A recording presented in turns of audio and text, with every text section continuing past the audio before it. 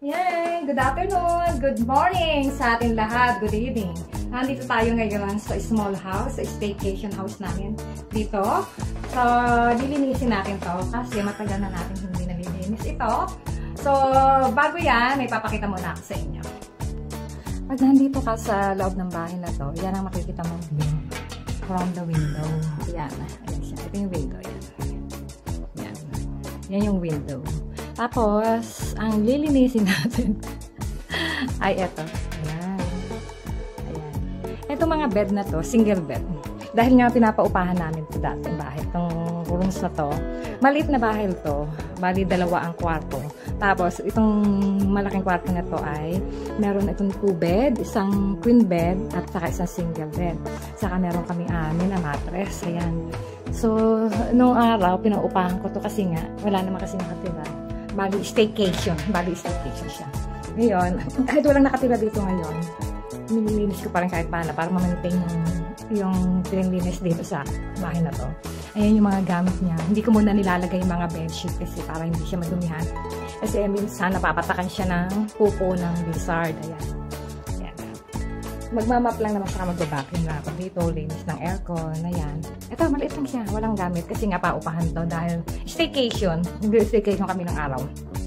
Dahil nga sa ayaw na ng management na magkaroon ng mga staycation sa lugar nito kasi ang inaanan nila yung security ng mga taong nakatira dito sa lugar nito. Nahigpit sila. So, in-stop ko na. So, ayoko magkaroon kasi ng violation. Ngayon, pag may mga kamag-anak na lang pumupunta dito sila, nilalagay. Ngayon, ito yung kabilang kwarto. May 2 bed na double bed. Double size na bed. 2 siya. So, pwede ang 4 na tao dito. Ayan. Ito yung, may view rin din dito. Ayan, ang view naman nila. Ayan. Lahat naka-facing sa dagat ang view dito. Ayan. May mga unan din. Ayan. So, hindi ko pa siya inaayos. Kasi nung nagkaroon ng bagyo pumasok, yung mga tubig dito sa bintana ito. Ayan. Pumasok ang tubig siya. So, bali kaya kailangan kong tanggalin yung mga patak na mga pupo ng lizard. Ayan. Walang gamit dito.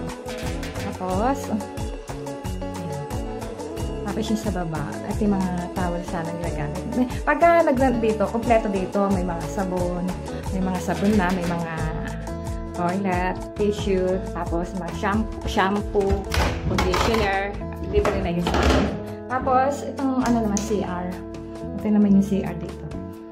Kano yung CR doon sa kabila, ganon din dito ang CR. Modern naman siya. Dahil nga walang gumagamit, so hindi ko nilalagyan ng mga dahil nga pag may bisita lang ako doon, ako naglalagay lang ng gamit. Okay, inaayos yan. Okay naman yung CR namin dito. So, papakita ko rin yung before sa pagkatapos ko maglinis. Ganito rin ang hagdanan dito kagaya doon sa kabila. Tapos ito, pagka may bisita kami, nangyari ng upahan. 1 day lang naman yung mga yun. Ayan, ito pinapakita ko sa kanila. Ito yung view sa dagat. Kaya pag mapupunta ka ng dagat, ayan. Ito ang view ng dagat. Tapos ito yung view ng swimming pool. Tapos ito pa rin yung dagat. Yung dagat. Tapos ito yung harap ng bahay. Harap ng bahay. So pag may guest ako noon, iyan ang pinapadala ko sa kanila. Ayan. Tapos ito. Ayan, pababa. Hindi lang malinis kasi nga ang linggo rin hindi nalinisan ko. Dahil nag-busy nga ako. Yan. Tapos, may rep din. Tapos yung kusina nila, doon sa likod, kung saan nagluluto si Sidon sila. Yan, may TV. May TV dyan na yan. Yan lang ang TV. Ang daming Ayan. Tapos ayan, yung nilalagay ko na yan pagka darating na sila. Tinatanggal ko yan. Yan yung mga ilalim, yung mga umbrella sa labas. Para sa labas yan. Yan. Tapos may sarili silang mga binubukod ko sila. Sila lang ang gagamit niyan. Binubukod ko yung kanilang gamit. Yan. Ito yung mga nilalabas ko to pagka darating na sila. Yan. Mga puti lahat yan. May sarili silang rice cooker. Ayan. Hot water. Ayan. Baso. Cups. Kaldero. Nandun pa yung iba sa labas. Ayan. Maliit lang siya. Pero buong bahay to. Pero maliit lang siya. Pero kasya ang 10 dito. 10 tao. Pero ngayon, hindi kami nagpapaupo kasi nagkaroon ng problema sa tubig namin. Nagkaroon ng leak. Hindi namin makita kung nasaan yung leak ng tubig. So, ang ginagawa namin, dahil wala naman nakatero dito, nag-iipon naman kami ng tubig. Minsan kasi 2 days, 3 days, 3 days maximum na namin dito. Ito pa yung isang CR dito. Ayan. Bali, itong bahay na ito, dalawaan ulit. Ayan. Ito yung another CR. Ayan, nilagay ko na lang dito yung kasi nasa labas ito eh. Ito. So, nilagay ko lang dyan kasi para hindi nababasa sa labas. Pagka may ano, yan, nilalabas ko yung mga upo. Ito yung another CR. Start na ako maglinis. Mamaya papakita ko sa inyo kung natapos na ako maglinis. Okay. So, may beer naman dito. Yan, ito yung dito. Harap niya swimming pool. Okay. Lalabas tayo, ha? Ayan, yung gamit ko naka-ready na para maglinis ako. Yan, yan lang naman. Maliit lang siya. Ang tawag namin ito, annex. Annex house or annex building. Kasi nga maliit. Tapos, ayan, ito yung pinakaharap niya. Okay na. Okay. Tapos, ito yung kabuuan ng bahay. So, kasama na yung swimming pool pagka nagre-rental dito. Tapos, yung sa beach. So, may access sila papuntang beach. So, sinasamahan ko sila pagka pupunta sila ng beach. Kasi member kami doon eh. Dito si Syro lagi naglilinis siya sa swimming pool. Hindi naman ako mahilig mag-swimming. Ayan. Tapos, ang kagandahan na kasi dito, pag nahandoon ka, pag nandito ka sa bahay na to, yan. Ayan. Yung bahay. Tapos, naka-facing siya sa naka-facing siya sa dagat. Ayan. Diba? Ang gandang tignan. So, panoramic siya. Yan yung harap. Yan yung harap ng dagat. Pag nandito ka sa loob ng bahay, yan ang makikita. So, maglilinis na ako. Tara, samahan niyo ako maglinis. So, okay. Maglilinis na tayo. Alright? Ayan. Nakatapos na rin tayong maglinis dito sa taas. Hindi ko na siya nilagyan ng bedsheet kasi nga walang tao dito.